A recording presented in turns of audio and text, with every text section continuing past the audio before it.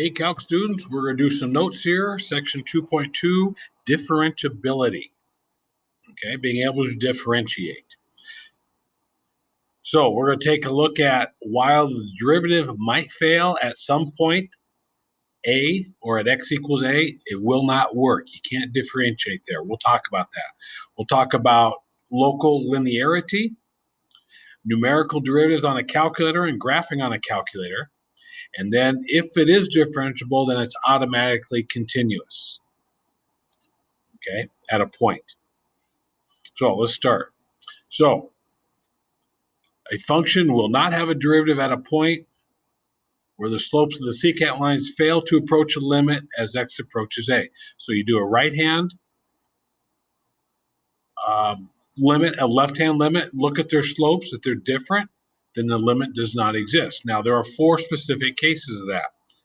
Number one, you could have a corner, like in an absolute value. Okay, so in this case, the function is differentiable everywhere except when x equals 0, because you have a sharp corner right there. So the slope on this one, coming from the left-hand side, would always be -1. The slope on this one on the right-hand side would always be +1. They're not the same. The one-sided derivatives do differ. That's why we have a corner there, a sharp corner. Okay, so it does not exist when you have a sharp corner. It also does not exist when you have a cusp, which is an extreme case of a corner. Okay, so x to the 2/3 power looks like this when you zoom into it. Again, the slopes over here don't always equal the slopes over here. Okay, these are negative, these are positive. Again, a sharp corner there. That happens at a cusp. So on this one, it's differentiable everywhere except where x equals 0. Okay, the third example of where a function may not be differentiable is if you have a vertical tangent. So if you do a tangent along here, positive, positive, positive, really positive, boom, it shoots up right here at x equals 0, and then it still goes positive and so on.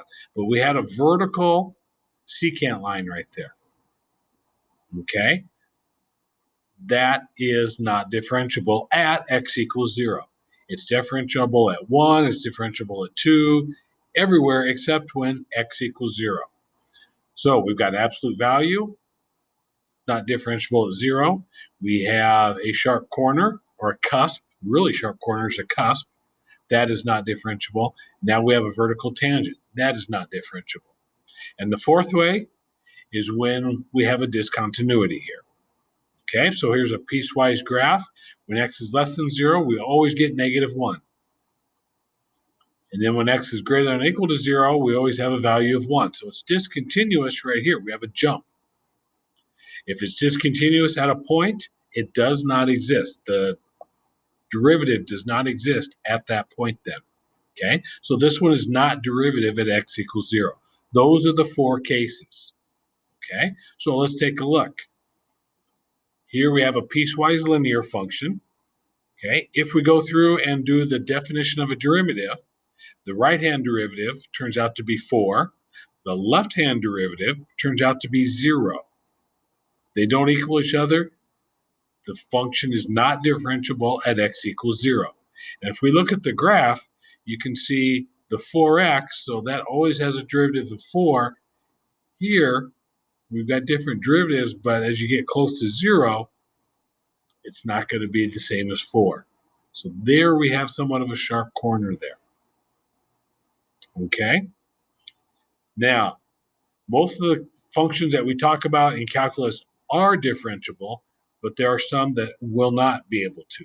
And that's when you have corners, cusps, vertical tangent lines, or a discontinuity at that point. Okay? So those are the four cases there. Now, differentiability implies linearity, which means if you have a function like this, and you keep zooming in, and you want to find the derivative at, say, 2, okay, then, so here's 2 right here, so it goes up. Well, it's curved right there, but if you zoom in so much, you'll end up getting a linear equation right there, okay? That's what we mean by local linearity. Okay. Now, there's an example in the book. I think it's on page 116 that also deals with the same thing, but it tells you what the function is. Okay. Now, we're going to do derivatives on a calculator. Now, the derivatives will actually do it, but what they actually do is they pick a point that's 1/1000th to the right of the point and 1/1000th to the left of the point, okay, and find the slope and then divide by 0.002. That's a numerical derivative, okay? So you're finding two values. This is how your calculator does it. There is a problem with that. We'll discuss that. So we've got x squared plus 3 is our function, and the point x equals 2, use a calculator.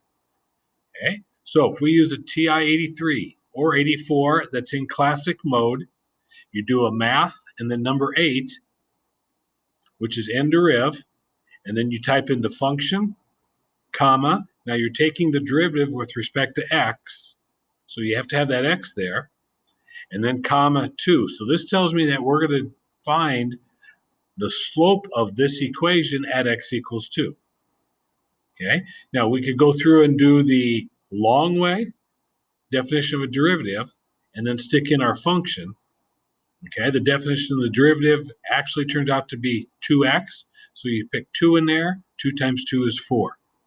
But this is the way the calculator does it. So it's going to pick a point at 2.0001 and then 1.999 and do the slope between those 2 points. That's how they get a 4. Now, if you have a newer calculator that's in the mode called Math Print, then it's going to look like this. So you're going to have a d over d, and here's where you type the x in. Inside the parentheses here is where you're going to type in your function. In this case, it's going to be x squared plus 3. And then in this little box right here is where you're going to evaluate it at. So that would be where this 2 goes right here. So it doesn't matter which way you do it, okay? I do it both ways. All my calculators are old, so I'm going to do it the first way in classic mode.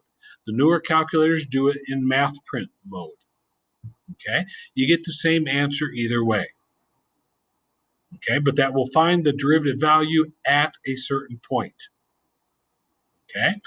Now, people say, well, let's just do it always on the calculator. Well, I'm going to give you a quiz where you can use a calculator and where you cannot use a calculator. So you have to be able to do it both ways. Okay. Now, what's nice is you can also graph the derivative on your calculator. Okay. Now, we'll talk about that in a moment. Now, there are 2 cases where you get wrong answers. If you take the n-deriv of x to the 1/3 power with respect to x at 0, you get an answer of 100. But if you know about x to the 1/3 power, it's not defined at 0. Okay? So that's why you got to be smarter than your calculator, because it will give you a wrong answer. Let's take a look at this one. The n-deriv of 1 divided by x with respect to x at x equals 0, and you get 1,000,000 for an answer. Well, if you remember what the graph of 1 over x looks like, it looks like boomerangs. In the first quadrant, you're going to have a really large positive number. In the third quadrant, you're going to have a really large negative number. And that's where you get your wrong answer of 1,000,000 on that one. So be careful when you go through and do these problems, because they could give you a wrong answer on your calculator. And that's only because of the way they do it on the calculator, which is this way. Remember, a little bit above and a little bit below. That's how your calculator does it. Okay? Now, let's talk about graphing. So you could put in your equation into y1, and then in y2, you're going to take the n-deriv of your function, okay, x squared plus 3, comma, with respect to x, comma, x. Now, that second x will find the slope at each x value for whatever your window is, and will actually plot your points. Okay, so if you had a window from -10 to +10, it'd do -10, -9, -8, -7, so on and so forth, and plot those. What you get is a graph that looks like this. Okay, so here's your original function right here. Here's your derivative function. Now notice it's a thick line. That's because I have a thick line in front of that y2. Okay, so you put your cursor in front of y2 and press enter until you get a dark line there. But like I said, that second x that's right here, that evaluates each tangent slope at x. So you don't have a number. Now, there is another way to do this where you don't have to type in the equation right there. So you still have your equation in y1, and then you take the end derivative of y1, comma, x. So you don't have to type in your function again. It's in y1. Now to get to y1, you have to go hit the vars button, then go over to vars, choose function, and then choose the y1 function. Okay? Just make sure you're putting an x at the end of it, no matter which way you do it. Okay? So this is how you graph derivatives on a calculator. Okay? So we've done things on a calculator. Last times we did things graphing the derivatives by kind of sketching what it looks like. And then this one, we have 4 different ways of where a derivative does not exist. A sharp corner, like an absolute value, a cusp, which is a really sharp corner, a vertical tangent, and the 4th one, which is a discontinuity. Okay, which leads me into the next one. If f has a derivative, then f is continuous at a. Okay, so not every function can be a derivative. Okay, but like I said on this one, if f has a derivative at a, then it has to be continuous. Okay, now you can't switch them around. It says if it's continuous, then it could have a derivative, may or may not. Okay, or if it's discontinuous at a spot, then you can't do the derivative. Remember, that was the 4th possibility there. Okay, and then we'll talk about the intermediate value theorem. Actually, we'll hit that in chapter 3. So here's your homework. Good luck, and let's see if you can do it.